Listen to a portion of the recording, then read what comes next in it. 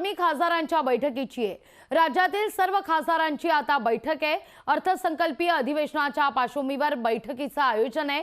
5 वाजता या बैठकीला सुरुवात होणार होती। 5:05 झालेले आहेत। विशेष म्हणजे या बैठकीकरता ठाकरे गटाचे खासदार उपस्थित राहणार का यावर विशेष लक्ष असेल। मुख्यमंत्री उपमुख्यमंत्री या बैठकीत उपस्थित राहतील। उद्यापासून संसदेचं अर्थसंकल्पीय अधिवेशन सुरू होत आहे। 1 तारखेला देशाचा अर्थसंकल्प सादर केला जाईल। त्या दृष्टीने मात्र ही खासदारांची बैठक महत्त्वाची मानली जाते। याच विषयी अधिक माहिती घेऊया आमचे प्रतिनिधी प्रशांत गोडसे यांच्याकडून। प्रशांत, 5:05 झालेली आहेत। या बैठकीला सुरुवात झाली आहे का आणि या बैठकीमध्ये ठाकरे गटाचे खासदार उपस्थित आहेत का?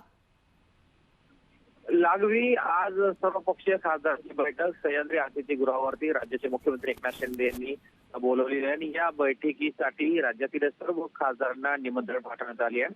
खरं तर ज्या पद्धतीने राज्यातील विविध प्रलंबित प्रश्न जे केंद्र सरकारकडे असतात ते सोडवले गेले का, त्याचा पाठपुरावा करायचा, सरकारला जाब विचारण्यासंदर्भात ही प्रथा असते। केंद्र सरकारचं अर्थसंकल्पीय अधिवेशन उद्यापासून सुरू होते, त्या अनुषंगाने महत्वाची बैठक बोलवली आहे। 5:30च्या सुमाराच्या बैठकीला सुरुवात होणार आहे। आता सह्याद्री अतिथीगृहावरती खासदार येण्यास सुरुवात झाली आहे। इम्तियाज जलील हे पोहोचलेले आहे सह्याद्री अतिथीगृहावरती। त्यासोबतच आमदार रोहित पवार देखील सह्याद्री अतिथीगृहावर दाखल झाले। जसे जसे वेळ जाते त्या पद्धतीने खासदार या सह्याद्री अतिथीगृहाकडे येण्यास सुरुवात झाली। मात्र आतापर्यंत ज्या पद्धतीने आपण म्हणालात की ठाकरे गटाचे खासदार या बैठकीला उपस्थित राहणार का याकडे सर्वांचं लक्ष लागून आहे। कारण की ज्या पद्धतीने शिवसेना उभी फूट पडली आणि त्यानंतर ठाकरे गट आणि शिंदे गट हे आपण आपल्या खासदारांमध्ये असो किंवा सत्तेच्या संदर्भामध्ये आमदारांमध्ये द्वंद्व पाहायला मिळते। त्या अनुषंगाने आता सगळ्यांचं लक्ष या बैठकीसोबतच ठाकरे गटाचे खासदार उपस्थित राहतात का याकडे लागून राहिलं आहे। लागवी निश्चित म्हणजे आतापर्यंत ठाकरे गटाचे कुठलेही खासदार